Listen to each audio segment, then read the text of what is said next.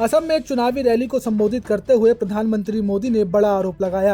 उन्होंने कहा कि सीमावर्ती इलाकों में सुनियोजित तरीके से घुसपैठ कराई जा रही है और इससे भारत की जनसांख्यिकी बदलने की साजिश चल रही है।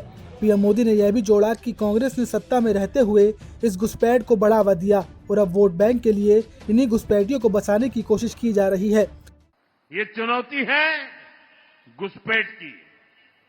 जब यहां कांग्रेस की सरकार थी तो उसने घुसपैठियों को जमीनें दी, अवैध कब्जों को संरक्षण दिया।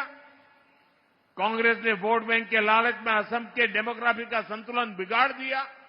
अब ये पहला मौका नहीं था। स्वतंत्रता दिवस पर लाल किले की प्राचीर से भी पीएम मोदी ने चेतावनी दी थी कि घुसपैठिए सिर्फ रोजगार ही नहीं बल्कि बहन बेटियों को भी निशाना बना रहे हैं और सामाजिक तनाव फैलाते हैं। अब जब बार बार देश के प्रधानमंत्री देश में बढ़ते घुसपैठियों का जिक्र कर रहे हैं तो यह आपके लिए जानना बेहद जरूरी हो जाता है कि आखिर देश में हिंदू और मुसलमानों की आबादी में क्या अंतर आया और आंकड़े आखिर कहते क्या हैं।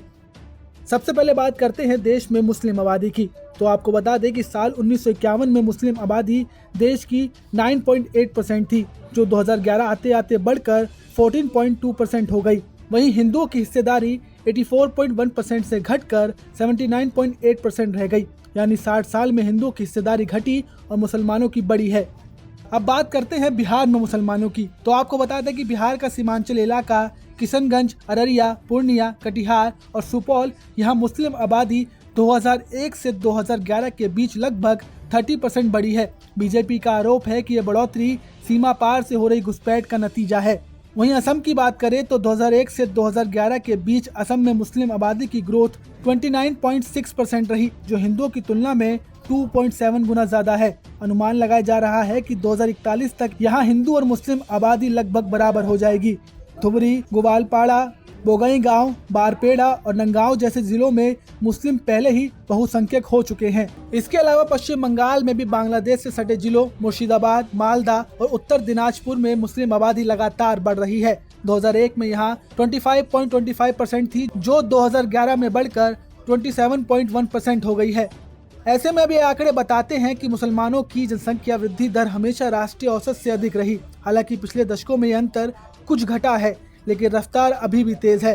बीजेपी का कहना है कि यह बदलाव राष्ट्रीय सुरक्षा और सामाजिक संतुलन के लिए खतरा है। वहीं विपक्ष का आरोप है कि बीजेपी घुसपैठ और डेमोग्राफी चेंज को चुनावी मुद्दा बनाकर मुसलमानों को टारगेट करने की कोशिश कर रही है।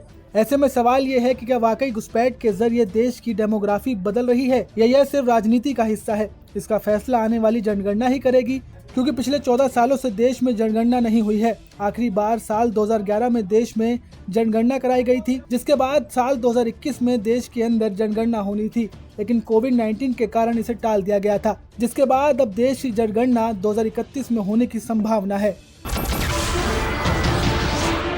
नमस्कार, मैं हूं मानक गुप्ता।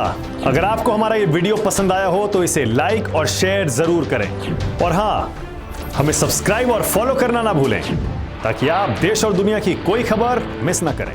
तो जुड़े रहिए हमारे साथ और देखते रहिए न्यूज़ 24।